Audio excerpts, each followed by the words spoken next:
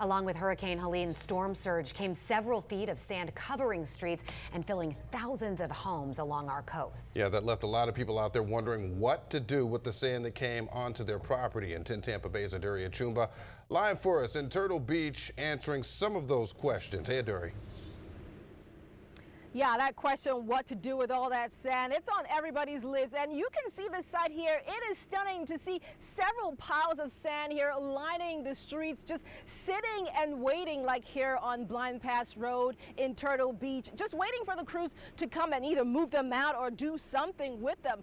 And all this sand can't actually get back onto the beach just right away. Now, both local public works crews as well as DOT crews are continuing to clear roads and restore beach roads in our area. They all have to follow Florida Department of Environmental Protection guidelines. Now, in some areas, some of the sand may be able to get back onto the beach, but in many places, the sand, if found contaminated, will have to be removed, treated, and sifted before it can return to the beach. Now, Pinellas County officials say only clean sand can be returned to the beach that's above high tide line. The sand must not have stains, odors, or include debris, and cannot be placed over dune plants, turtle nests, storm debris, or construction debris.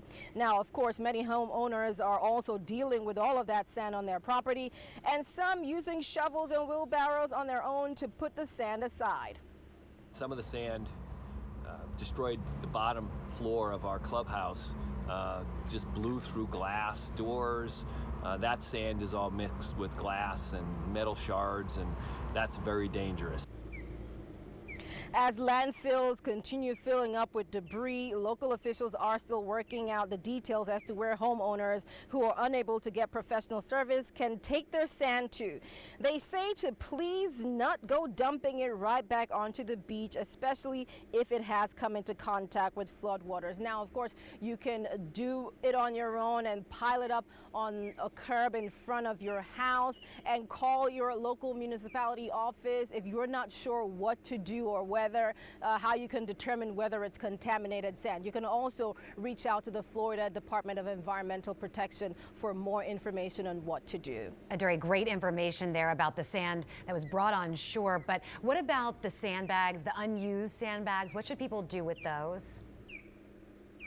Yeah, unused sandbags, you can actually return those to the beach, especially if it didn't come in contact with any of the floodwaters. You can also utilize that on your yard, maybe put it in your garden, around your plants. If your sandbags were used and came in contact with floodwaters, likely contaminated, they're asking you to take those to the landfill and dump the sand out of the bag. Live in Sarasota, Aduri Achumba, 10 Tampa Bay. And you can download the free 10 Tampa Bay app for a full breakdown of what to do if you have sand on your property and what to do with those leftover sandbags.